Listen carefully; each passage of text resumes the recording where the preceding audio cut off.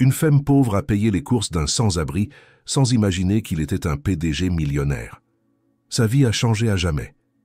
Élodie ouvrit les yeux quelques minutes avant que le réveil ne sonne. C'était devenu une habitude, un réflexe, forgé par les années de travail matinal. Il faisait encore sombre dehors, et les volets clos laissaient filtrer une lueur bleutée que seul l'hiver savait projeter. Dans le petit appartement qu'elle partageait avec sa sœur cadette, les murs étaient décorés de dessins d'enfants et de photos anciennes, souvenirs d'une époque où leur grand-mère tenait encore la maisonnée d'une main douce, mais ferme. À 33 ans, Élodie avait troqué ses rêves d'adolescente pour une existence bien plus pragmatique. Elle travaillait comme caissière dans un petit supermarché aux abords de Lyon. Ce n'était pas le métier dont elle avait rêvé, mais c'était un travail honnête, et il payait les factures. Sa sœur Camille venait d'avoir 17 ans et terminait le lycée. Élodie avait renoncé à ses ambitions personnelles pour offrir à Camille un avenir meilleur. Elle était tout ce qu'il lui restait. Chaque matin, elle prenait le même bus à 7h15. Les visages fatigués des passagers devenaient peu à peu familiers, comme les acteurs muets d'un théâtre figé dans la répétition. Elle descendait 3 arrêts avant la fin de la ligne et marchait encore 10 minutes pour atteindre le supermarché. Le gérant, M. Brunet, un homme jovial et sans grande ambition, l'accueillait toujours avec un sourire sincère, appréciant sa ponctualité et son sérieux. Son travail consistait à scanner des produits, encaisser des paiements, aider des clients à retrouver des articles perdus dans les rayons mal éclairés. Une routine tranquille, presque invisible, mais derrière son sourire poli et ses gestes précis, Élodie cultivait une lassitude qu'elle s'efforçait de cacher. Elle n'était ni malheureuse ni désespérée, juste fatiguée de vivre, sans imprévu, sans éclat, sans possibilité de transformation. Les rares moments de joie venaient de petits gestes, un enfant qui lui offrait un bonbon en guise de remerciement, une cliente âgée qui lui confiait une anecdote du passé, ou encore le regard attendri de Camille lorsqu'elle rentrait le soir avec un plat chaud acheté en promotion. La vie d'Élodie se construisait ainsi jour après jour, entre petites obligations et tendres silences. Le dimanche était son jour de repos. Elle le passait souvent à marcher dans le parc de la Tête d'Or, un livre dans une main, une brioche dans l'autre. C'était là qu'elle se permettait de rêver un peu, pas de grandes choses. Elle ne croyait plus aux miracles, mais de changements subtils, un poste un peu mieux payé, une journée sans mauvaise surprise, une nuit complète sans réveil en sursaut. Elle se demandait parfois si les gens comme elle comptaient vraiment dans les rouages du monde. Si quelqu'un, quelque part, remarquait ses efforts ou si elle était simplement une silhouette floue parmi tant d'autres. Et pourtant, malgré tout, elle continuait d'y croire à sa manière. Elle gardait en elle une flamme ténue, fragile mais persistante, un espoir que quelque chose finirait par arriver. Et c'est justement parce qu'elle croyait encore, même un tout petit peu, que ce mardi matin allait tout changer. Ce mardi matin-là, l'air était glacial.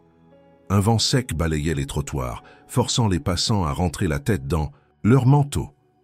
Élodie arriva au supermarché comme à son habitude, saluant M. Brunet d'un hochement de tête avant de se rendre à sa caisse. Elle passa rapidement en revue les rouleaux de papier, le tiroir de monnaie et les écrans. À 8 heures précises, les portes automatiques s'ouvrirent et les premiers clients commencèrent à entrer. Vers 9h30, alors que l'affluence était modérée, un homme attira son attention. Il ne ressemblait pas aux habitués du quartier. Il était grand, le visage mangé par une barbe désordonnée, les cheveux en bataille, et son manteau trop grand pendait sur ses épaules comme une vieille couverture fatiguée. Ses chaussures étaient usées jusqu'à la corde, et ses mains rougies par le froid semblaient chercher de la chaleur dans les poches de son pantalon. Il errait lentement dans les rayons, s'arrêtant longtemps devant les produits les plus simples. Il prit un petit pain, une boîte de soupe en conserve et une pomme qu'il inspecta longuement avant de la glisser dans son panier. Élodie l'observait du coin de l'œil. Ce genre de situation n'était pas rare, mais il y avait, dans la démarche de cet homme, quelque chose d'inhabituel. Pas de honte, pas de hâte, seulement une sorte de retenue silencieuse, comme s'il n'avait plus l'habitude d'exister parmi les autres. Lorsqu'il arriva à sa caisse, il posa lentement ses 3 articles sur le tapis roulant. Élodie lui adressa un sourire neutre, professionnel, et commença à scanner les produits. Le total s'afficha, 3,50 €. L'homme plongea sa main dans une poche intérieure et en sortit une poignée de pièces mélangées, des centimes éparpillés, des morceaux, d'anciens tickets de métro. Il les compta une première fois, puis une deuxième. Il lui manquait 60 centimes. « Je suis désolé, » murmura-t-il en baissant les yeux. « Je peux peut-être laisser la pomme ?» Il tendit la main pour la reprendre, mais Élodie eut un réflexe immédiat. Elle appuya discrètement sur le bouton de validation de son tiroir, y glissa une pièce d'1 € qu'elle gardait toujours à portée de main, au cas où, puis annula le signal sonore de l'écart de caisse. Sans rien dire, elle tendit le sac au client. « C'est réglé, dit-elle simplement. Passez une bonne journée. » Le regard que l'homme lui lança à ce moment-là la désarma.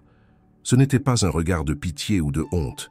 C'était un regard profond, chargé d'émotions brutes, comme si, en l'espace de quelques secondes, il s'était rappelé ce que signifiait être vu, exister pour quelqu'un d'autre. Il hocha lentement la tête, balbutia un merci presque inaudible et quitta le magasin tenant son petit sac contre lui comme un trésor.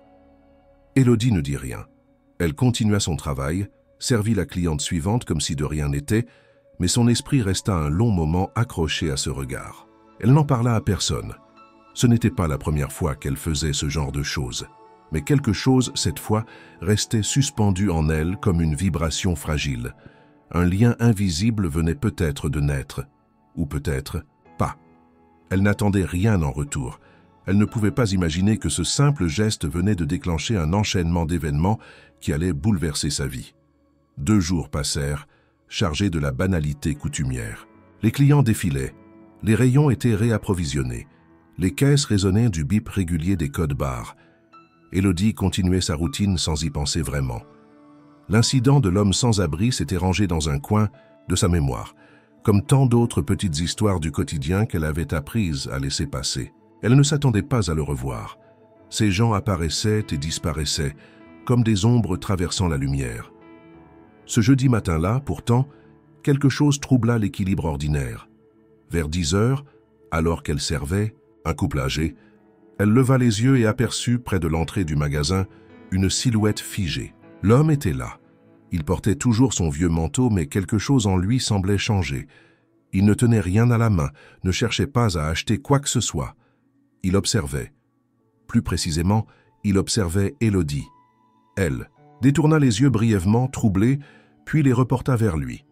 Il la fixait, mais sans hostilité, plutôt comme s'il tentait de la comprendre ou de confirmer quelque chose. Dès qu'elle termina de rendre la monnaie à ses clients, elle leva la tête pour lui faire un signe. Mais il n'était déjà plus là.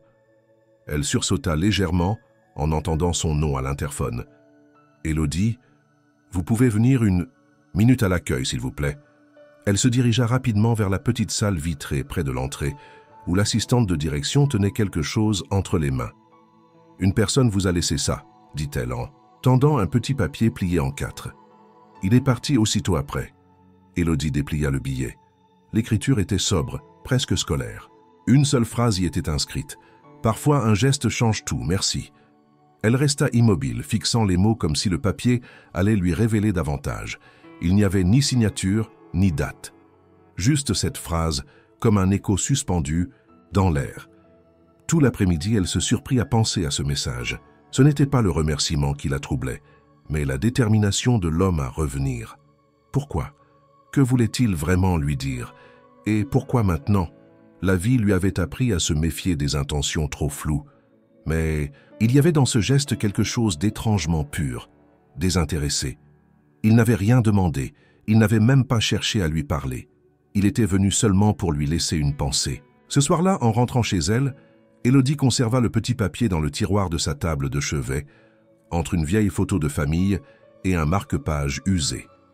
Camille remarqua son silence, mais ne posa pas de questions. C'était l'un de ces soirs où Élodie semblait ailleurs, plus profonde, absorbée par un monde intérieur qu'elle seule habitait. Elle se coucha tôt, mais ne parvint pas à dormir. Elle repensait à ce regard, à cette phrase. Une impression floue naissait en elle. Quelque chose se préparait. Elle le sentait. Elle ne pouvait pas encore l'expliquer, mais une tension douce flottait autour de son quotidien, comme si sa vie était sur le point de basculer. Elle ignorait que cette intuition deviendrait, très bientôt, une certitude. Le vendredi matin débuta comme tous les autres. Le réveil, les pas discrets, pour ne pas réveiller Camille. Le café bu à moitié, le même trajet dans le bus presque vide. Élodie salua M. Brunet à l'entrée du magasin et prit sa place derrière la caisse 3. Elle n'attendait rien d'extraordinaire. Pourtant, cette journée allait marquer un point de rupture silencieux dans le fil de sa routine. Vers 10 heures, alors qu'elle scannait les articles d'un client pressé, elle vit le gérant s'approcher de sa caisse, l'air soucieux mais pas alarmé. Il lui adressa un petit signe discret. « Élodie, dès que tu as terminé, tu peux venir dans mon bureau. Rien de grave, t'inquiète. » Elle acquiesça, termina sa transaction, puis rejoignit M. Brunet dans la petite pièce encombrée de dossiers et de tasses à café oubliés. Il lui tendit une feuille imprimée. « T'as été contacté pour un entretien chez Eunoia Technologies. Tu connais? Une grosse boîte de tech installée à la Part-Dieu. Ils ont envoyé ce mail ce matin avec ton nom complet, ton adresse, ton emploi actuel. Ils disent vouloir te rencontrer. J'ai d'abord cru à une erreur, mais tout semble authentique. » Élodie prit le papier avec méfiance. Elle n'avait jamais postulé chez eux ni envoyé son CV à qui que ce soit récemment. Elle lut les lignes avec attention. C'était une invitation formelle, polie mais impersonnelle. Aucune mention de qui l'avait recommandée. Juste un créneau proposé pour le lundi suivant, à 10 heures du matin, dans leur siège lyonnais. « Tu veux que je réponde pour toi ?» demanda M. Brunet. « Je peux leur dire qu'ils se sont trompés. » Élodie secoua la tête, encore troublée. « Non, je vais y aller. Par curiosité. Je veux savoir qui a donné mon nom. » Monsieur Brunet haussa les épaules, à la fois étonné et amusé. Ce n'était pas tous les jours qu'une caissière de quartier était sollicitée par une entreprise de haute technologie. Il n'y avait pas d'explication logique. Mais la feuille était bien là, dans ses mains. Et Élodie, malgré ses réticences naturelles, sentit quelque chose vibrer en elle. Une impatience, une tension familière à ceux qui pressentent un changement sans savoir s'il sera bon ou mauvais. Tout le reste du vendredi puis du week-end, elle ne pensa qu'à ça. Elle tenta de fouiller ses souvenirs. Avait-elle aidé quelqu'un lié à cette entreprise? Avait-elle parlé, sans le savoir, à un recruteur ou à un cadre? Rien ne lui revenait. Camille remarqua son agitation, mais Élodie préféra ne pas en parler. Elle ne voulait pas donner de l'importance à une chose qui n'en avait peut-être aucune. Le dimanche soir, elle prépara des vêtements sobres, mais corrects. Un pantalon noir, une chemise claire. Elle se regarda longuement dans le miroir, se demandant si elle avait encore cette part d'elle-même capable d'impressionner quelqu'un. Elle n'avait aucune attente réelle. Pour elle, c'était sûrement une erreur, une coïncidence administrative. Mais une chose la poussait à y aller quand même. Une intuition obstinée. Quelqu'un, quelque part, avait pris la peine de la faire inviter. Et ce quelqu'un connaissait assez d'elle pour croire que cela en valait la peine. Elle décida qu'elle devait au moins découvrir pourquoi. Lundi matin, Élodie se leva avant l'aube. Elle prit le même bus, mais cette fois descendit bien avant son arrêt habituel. Le quartier de la Part-Dieu s'éveillait lentement, ses bâtiments modernes reflétant les premières lueurs du jour. Elle serrait contre elle un petit sac contenant son carnet de notes et quelques papiers, bien qu'elle n'en ait jamais eu besoin auparavant pour un entretien. Le siège d'Eunoia Technologies dominait le quartier avec sa façade de verre et de métal, élégante et intimidante. Élodie entra dans le hall, retenant un soupir d'appréhension. À sa surprise, l'hôtesse l'accueillit avec une chaleur inhabituelle. « Mademoiselle Giraud, on vous attend, suivez-moi s'il vous plaît. » Sans attendre, on la mena vers un ascenseur privé. Elle monta au 14e étage, où une salle de réunion l'attendait. L'endroit était silencieux, épuré, avec vue sur toute la ville. Une femme élégante, assise derrière une table ovale, lui sourit et lui tendit la main. « Bonjour, Élodie. Installez-vous. Je m'appelle Claire Dubois. Je dirige les ressources humaines ici. » Elle s'exécuta, nerveuse, s'attendant à une série de questions techniques qu'elle ne saurait pas comment aborder. Pourtant, dès les premières minutes, l'entretien prit un tour inattendu. « Nous n'allons pas parler de votre formation ou de vos expériences passées, » dit Claire. « Nous avons déjà tout ce qu'il nous faut. J'aimerais vous poser quelques questions plus personnelles, si vous le permettez. » Élodie hocha la tête, surprise mais attentive. « Si vous pouviez changer une seule chose dans votre quotidien, qu'est-ce que ce serait? » « Qu'on entende les gens comme moi, répondit-elle sans réfléchir. « Ceux qui vivent sans faire de bruit, mais qui tiennent debout le monde. » Claire sourit, visiblement impressionnée. « Et si vous pouviez créer quelque chose ici, à Eunoia, que créeriez-vous ?»« Un lien, dit-elle après une pause. Un vrai lien entre ceux qui prennent les décisions et ceux qui les vivent. Pas des statistiques, pas des rapports, des histoires vraies, des personnes. L'entretien se poursuivit ainsi pendant plus d'1 heure. Aucun jargon, aucune mise à l'épreuve. Juste une série de conversations sincères, presque philosophiques. On lui demanda comment elle réagissait face à l'injustice, ce qu'elle pensait de la solidarité, comment elle définissait la dignité. Quand elle quitta la salle, Élodie était plus confuse que soulagée. Personne ne lui avait expliqué pourquoi elle avait été choisie. Personne n'avait mentionné le poste en question. Elle traversa de nouveau le hall, salua l'hôtesse et se retrouva dans la rue, comme si rien ne s'était passé. Assise sur un banc proche, elle sortit le petit papier plié laissé par l'homme sans abri. Elle le relut encore une fois. Parfois, un geste change tout. Elle n'avait jamais cru aux coïncidences.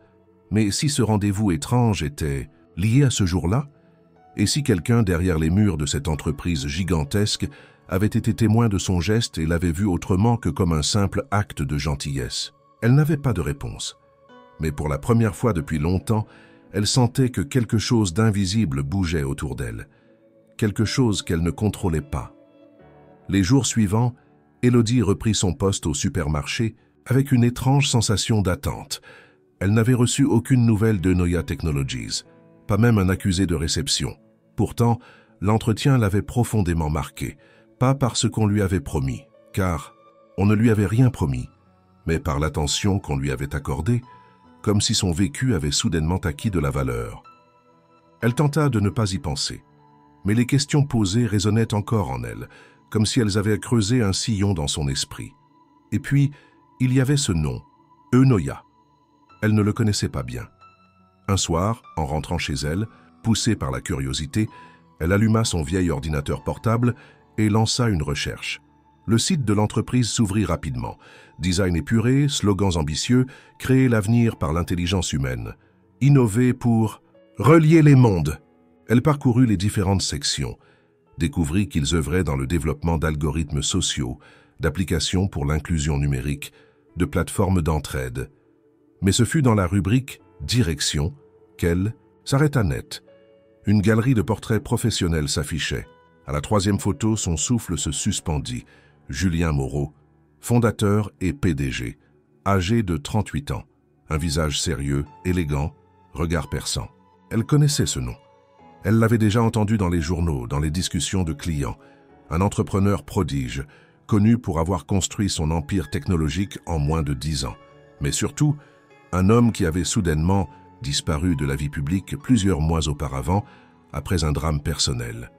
Les articles mentionnaient la perte d'un proche, une dépression, un retrait volontaire de ses fonctions, bien qu'il en gardât encore le titre.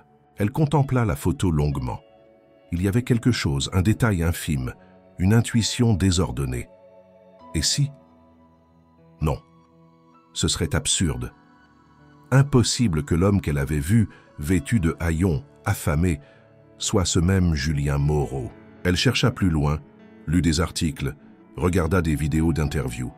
Il avait l'air très différent, mais parfois, dans un regard, dans une posture, elle percevait des échos troublants. Et ce billet laissé au supermarché, cela ne prouvait rien mais alimentait le doute.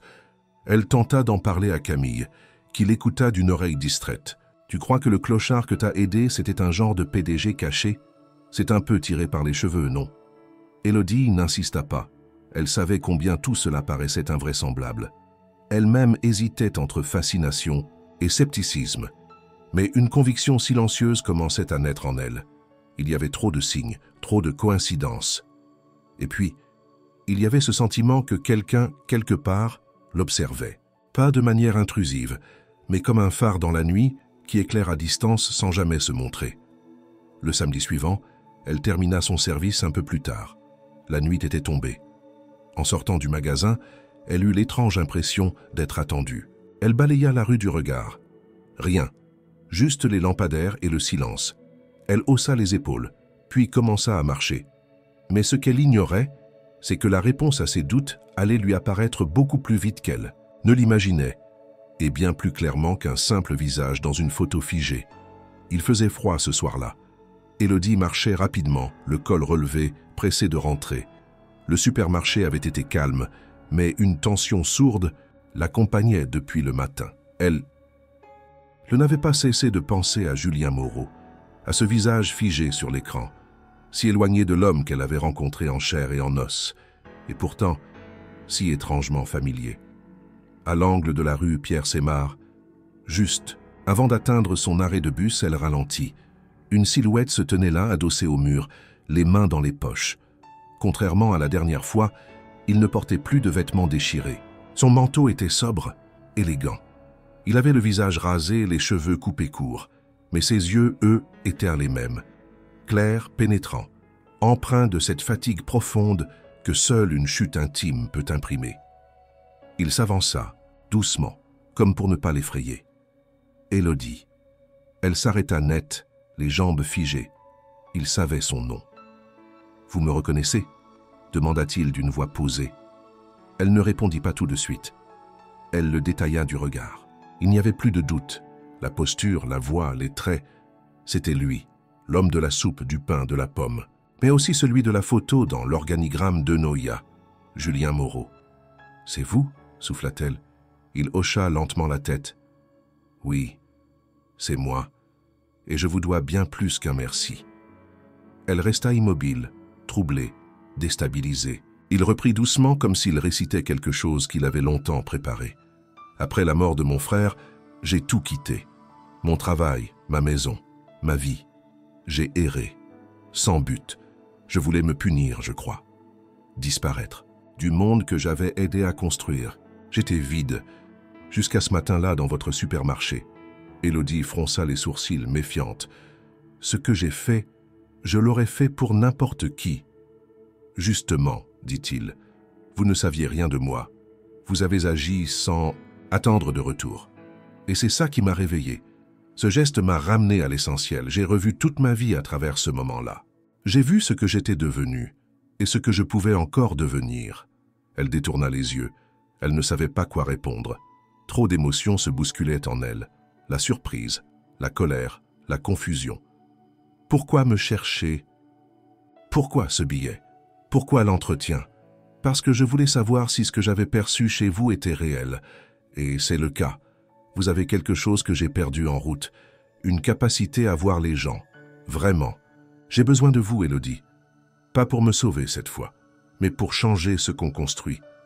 Elle recula d'un pas instinctivement. Je ne suis pas à vendre, Julien. Si vous croyez que je vais devenir un pion de plus dans un joli projet humanitaire pour nettoyer votre conscience, ce n'est pas ça, coupa-t-il. Je ne veux pas vous acheter. Je veux vous proposer un rôle, une voix, un impact. Travaillez avec moi, pas en dessous, à côté. Elle le fixa longuement, cherchant une faille, un mensonge. Mais il n'y avait que la sincérité désarmée d'un homme revenu de très loin. Elle ne répondit pas. Pas encore. Ce soir-là, elle rentra chez elle avec le cœur bousculé, le souffle court, et la certitude que le monde qu'elle croyait figé venait de s'ouvrir en deux.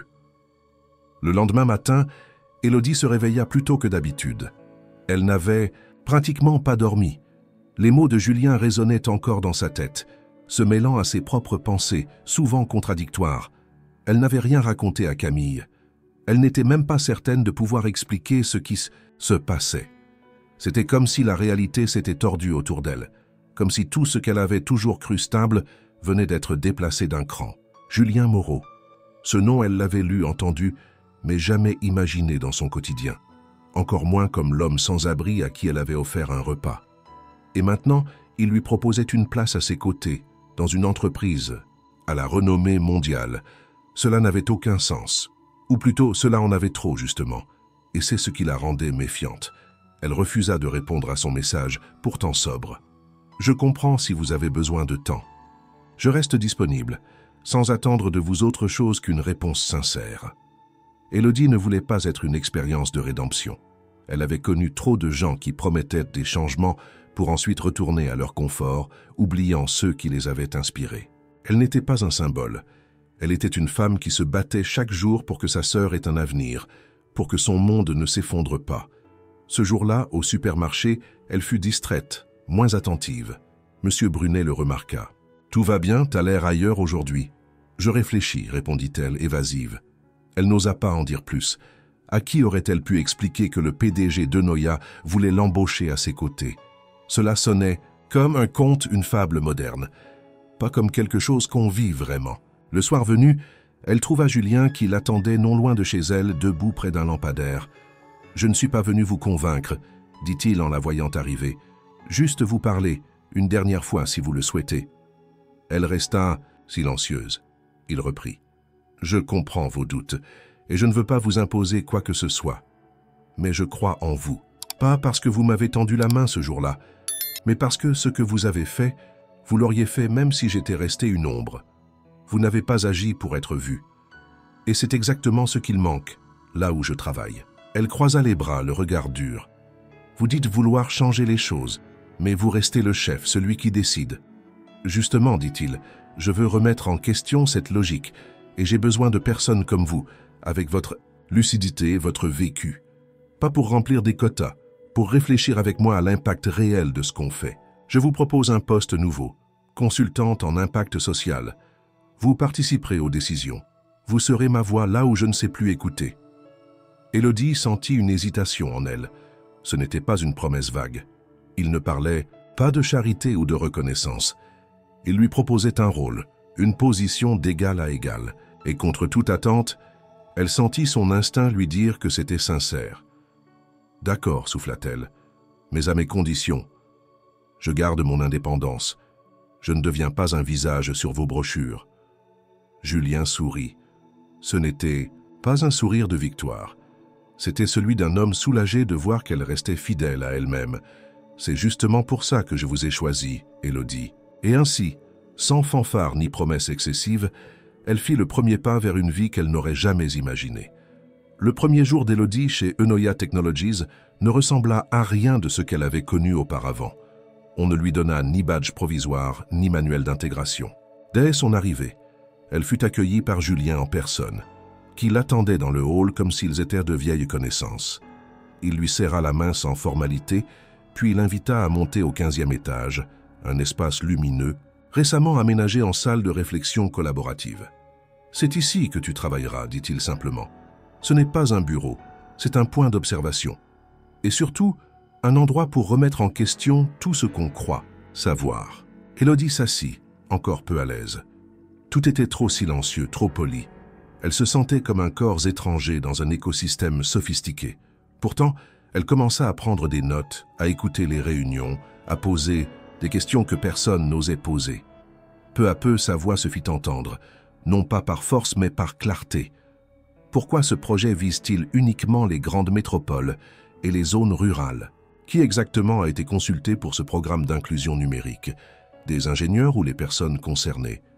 Comment mesure-t-on l'impact social? Par des graphiques ou par des témoignages de vie? Ces remarques, d'abord accueillies avec curiosité, devinrent vite centrales.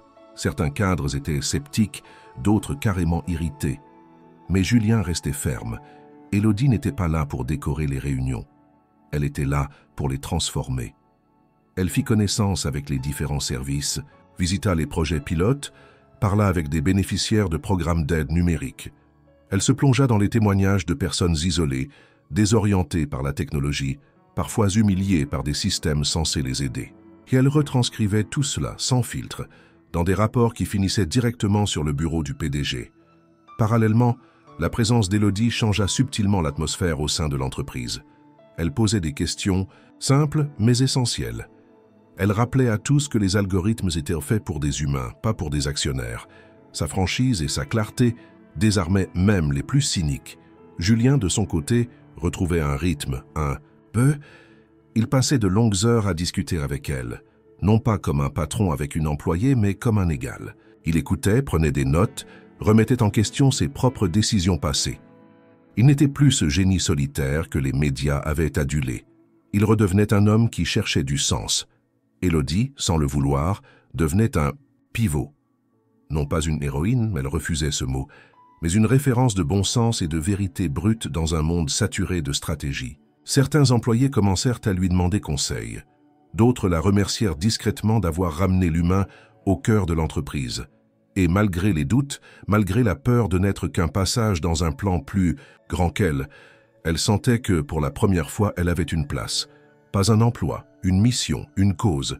Julien la regardait parfois sans rien dire. Il semblait voir en elle non pas une sauveuse, mais une nouvelle boussole.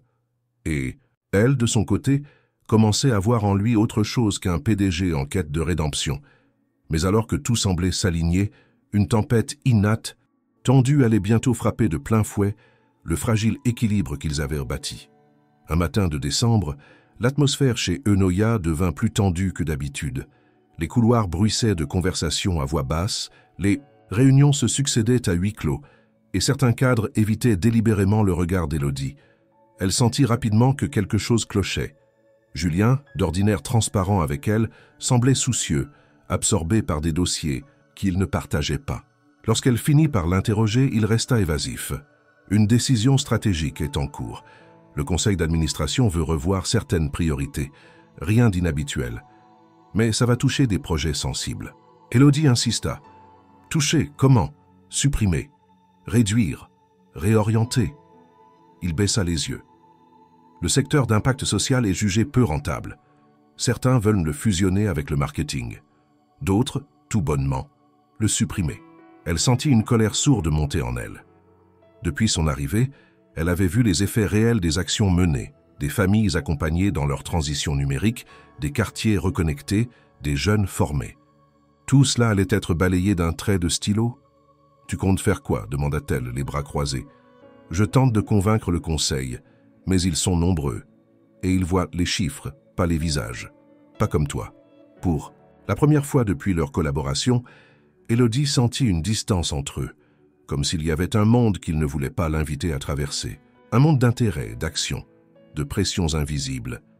Alors, elle décida de ne pas attendre. Elle prit contact avec plusieurs collaborateurs qu'elle avait rencontrés sur le terrain. Elle rassembla des témoignages, des vidéos, des lettres manuscrites. Elle compila des données humaines, pas des statistiques. Elle prépara un dossier qu'elle savait risqué, mais qu'elle estimait nécessaire. Puis elle demanda à assister à la prochaine réunion du conseil. Julien tenta de l'en dissuader. « Ce n'est pas ton rôle. Ce sont des discussions stratégiques, techniques. Ils ne t'écouteront pas. » « Justement, répondit-elle, ils ont besoin d'écouter ce qu'ils refusent de voir. » Le jour venu, elle entra dans la salle vitrée du dernier étage, accompagnée d'un simple sac et de ses documents. Les membres du conseil étaient déjà installés, la plupart habillés de manière formelle, des visages fermés. Quelques-uns levèrent les sourcils en la voyant. Julien se tenait debout, légèrement en retrait. Il ne dit rien. Il respectait son choix, même s'il craignait les conséquences. Élodie s'avança, droite, calme. Elle posa son sac sur la table, en sortit un à un les témoignages. Puis elle parla, sans notes, sans jargon. Elle parla de ce qu'elle avait vu, des gens qu'elle avait rencontrés, des vies transformées par des initiatives que l'on qualifiait maintenant de non rentables. Elle parla de dignité, de lien social, de mémoire collective. Elle montra les lettres, fit entendre des voix. Elle rappela que les algorithmes ne changeraient rien si ceux qui les subissaient étaient exclus dès la conception. Il n'y eut pas d'applaudissements, juste un long silence. Certains membres du conseil regardaient ailleurs, d'autres prenaient des notes, l'air troublé. Julien, lui, fixait Élodie comme s'il la voyait pour la première fois. Elle n'était plus la caissière bienveillante du supermarché. Elle était devenue une force, une conviction incarnée. Ce soir-là, elle rentra épuisée. Elle n'avait aucune idée de ce que cela allait provoquer, mais elle savait qu'elle avait fait ce qu'il fallait. Qu'elle avait parlé pour ceux que personne n'écoutait. Et quoi qu'il advienne, elle n'allait plus se taire. Les jours qui suivirent la réunion furent suspendus dans une attente étrange. Élodie continua de se rendre chez Eunoia, mais l'ambiance y était incertaine. Les échanges dans les couloirs devenaient prudents, presque étouffés. Même Julien semblait marcher sur une ligne tendue entre soutien discret et silence stratégique. Elle ne savait pas ce qu'avaient décidé les membres du conseil. Elle n'avait reçu aucun retour officiel. Elle s'attendait au pire, une mise à l'écart polie, peut-être même un licenciement maquillé en fin de mission. Elle s'était préparée à ce que son intervention ait été perçue comme une provocation. Mais le jeudi matin, alors qu'elle s'apprêtait à monter, dans l'ascenseur, un employé du service communication l'intercepta. « Tu es attendu au studio du rez-de-chaussée. Une interview improvisée. Ordre du PDG. » Elle fronça les sourcils, perplexe. Elle n'avait rien préparé. Mais elle suivit l'employé, curieuse et un peu inquiète. En entrant dans la salle, elle découvrit une équipe de tournage, un fond neutre, un micro déjà installé. « On veut que tu racontes ce que tu as dit au conseil », lui expliqua la réalisatrice. « En tes mots, sans filtre. »« Pourquoi maintenant ?»« Parce que ta voix a fait bouger quelque chose. On veut que d'autres l'entendent. » Elle hésita, puis s'assit, prit une inspiration et parla. Elle raconta son histoire, celle d'une femme ordinaire, sans diplôme prestigieux, sans réseau, mais avec une vérité, celle des oubliés, des invisibles. Elle parla de sa sœur, de sa grand-mère, de ses collègues de caisse, des anciens qu'elle aidait à remplir des formulaires en ligne. Elle parla de Julien aussi, brièvement, sans détour, comme d'un homme qui avait su écouter. L'interview fut publiée sur les réseaux sociaux de l'entreprise 3 heures plus tard. En quelques heures, elle devint virale. Les commentaires affluaient. Des témoignages de soutien, des partages, des articles de presse. La presse locale puis nationale s'empara du phénomène. Le conseil d'administration, face à cette vague de réactions publiques, n'eut d'autre choix que de revoir sa position. Non seulement le département social fut maintenu, mais il devint un axe stratégique de l'entreprise.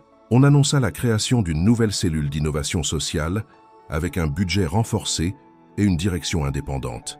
Et à sa tête, Élodie Giraud. Elle ne chercha pas à célébrer. Elle resta humble, concentrée. Elle savait que cette reconnaissance pouvait disparaître aussi vite qu'elle était venue. Mais pour l'instant, elle avait une voix, une fonction, une mission claire. Julien, quant à lui, observait ce succès silencieusement. Il ne cherchait pas la lumière. Il était là, en soutien, parfois à l'arrière-plan, parfois à ses côtés, comme une présence discrète mais constante. Un soir, alors qu'il prenait un café dans le petit salon du 15e étage, il la regarda longuement. « Tu sais ce que j'ai vu en toi dès le début » demanda-t-il. « Non, et je ne suis pas sûr de vouloir le savoir. J'ai vu ce que moi j'avais perdu. Une forme de courage brut et une boussole. » Elle haussa les épaules. « Je ne suis pas un modèle. » Justement, tu es réel. Ils restèrent un moment en silence, chacun perdu dans ses pensées. Quelque chose s'était construit entre eux. Pas une romance éphémère, mais une alliance rare, née d'un accident du quotidien. Et cette force-là, ils allaient en avoir besoin pour la suite. Les semaines suivantes furent d'une intensité que même Élodie, avec toute sa résilience, n'aurait jamais pu anticiper. Le projet qu'elle avait présenté devant le conseil, désormais officiel, devint le cœur battant d'une transformation interne chez Enoya. Son bureau devint un point de passage constant. Des employés de tous les niveaux venaient lui parler, proposer, questionner. Elle écoutait, notait, redistribuait les responsabilités avec une lucidité implacable. Mais le plus frappant fut l'écho de sa voix au-delà des murs de l'entreprise. Des journalistes voulurent l'interviewer, des conférences commencèrent à l'inviter. On lui proposa même de participer à un forum international sur l'éthique technologique à Genève. Elle hésita. Ce n'était pas son monde. Elle avait toujours été de l'autre côté de la vitrine, celle qu'on n'invitait pas, celle qu'on ne voyait pas. Camille, en revanche, fut catégorique. « Tu as enfin une chance de dire ce que personne ne dit. Va, dis-le fort. Pour toi, pour nous, pour mamie. » Elle accepta. Elle se rendit à Genève, parla devant une salle pleine d'experts, d'investisseurs, de chercheurs. Elle ne lut aucun discours. Elle parla comme elle avait toujours parlé, avec ses mots, son rythme, sa vérité. Elle raconta l'histoire de son quartier, de son supermarché, du jour où un homme affamé avait changé son destin sans le savoir. Elle termina par cette phrase « Ce n'est pas la technologie qui sauvera le monde, c'est la capacité de voir celui qu'on aurait ignoré la veille. » La salle, d'abord figée, se leva en silence. Ce ne fut pas une ovation de convenance. Ce fut une reconnaissance muette d'une évidence trop souvent tue. De retour à Lyon, elle trouva une boîte pleine de courriers, des messages de femmes seules, de jeunes sans repère, de retraités perdus dans les démarches numériques. Tous avaient vu en elle une forme de permission d'exister pleinement. Enoya lui proposa un contrat à long terme, avec des conditions avantageuses. D'autres entreprises l'approchèrent, proposant salaire faramineux, titres prestigieux, mais elle déclina poliment. Elle avait compris une chose, sa place n'était pas dans les grandes tours de verre, mais dans les interstices du réel. Elle refusa les offres internationales. Elle choisit de rester à Lyon. Elle lança un programme d'ateliers numériques dans les quartiers modestes, forma une équipe de médiateurs sociaux, fit du local son moteur global. Julien la soutint sans condition. Il libéra un budget entier pour ses projets. Mais il fit plus encore. Il se retira progressivement de la gestion quotidienne de Noya, laissant place à une direction collégiale que lui et Élodie avaient pensée ensemble. Leur relation, elle aussi, évoluait. Pas d'étiquette, pas de discours public. Ils passèrent du temps ensemble, partage.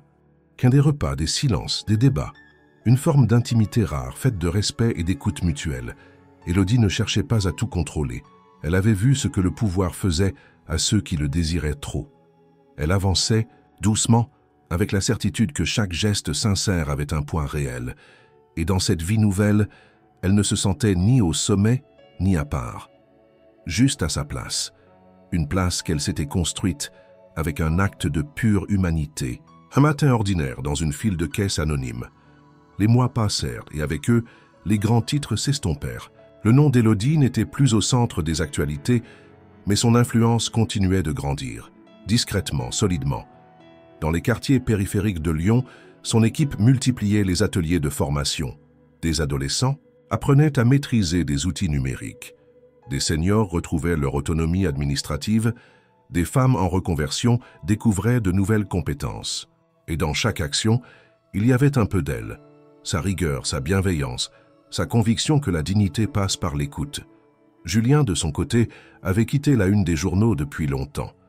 Il apparaissait rarement en public, ne participait qu'à quelques événements, toujours en soutien discret des initiatives lancées par Élodie. Leur lien n'avait jamais été défini, et cela leur convenait. Ils n'étaient ni un couple officiel ni de simples collaborateurs. Ils étaient devenus quelque chose d'autre, quelque chose qui n'avait pas besoin de mots. Un dimanche de teaser, printemps, ils marchèrent ensemble sur les quais de Saône, au bord de l'eau, en silence. Le ciel était clair, les passants nombreux, et personne ne leur prêta attention. C'était parfait ainsi.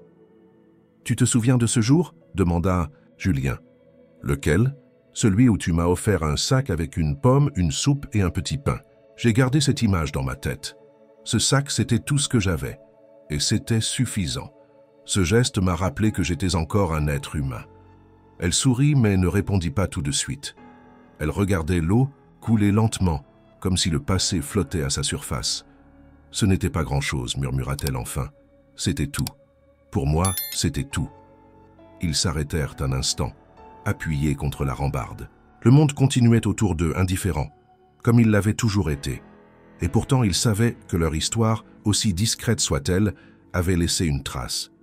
Pas dans les livres, peut-être, mais dans les trajectoires de ceux qu'ils avaient croisés, dans les vies rendues possibles, dans les regards qui s'étaient ouverts. « Tu regrettes ?» demanda Julien. « De t'avoir aidé ce jour-là ?»« Jamais. Même si rien de tout cela n'était arrivé, je l'aurais refait. Parce que c'est ce qu'on fait quand on peut. On aide, sans calcul. » Il lui prit doucement la main, sans que ce soit un geste de possession ou d'engagement. Juste un contact, un lien. La preuve qu'ils étaient là ensemble, deux êtres qui s'étaient trouvés à un carrefour inattendu de leur vie. Et dans ce geste, il y avait la promesse silencieuse de continuer. Non pas comme des héros, mais comme des gens debout, lucides, qui avaient fait de leur rencontre un point de départ. Ce matin-là, dans un petit supermarché anonyme, personne n'aurait pu deviner que l'achat d'un fruit et d'une soupe allait tout bouleverser. Mais parfois, ce sont les gestes les plus simples qui changent les destinées.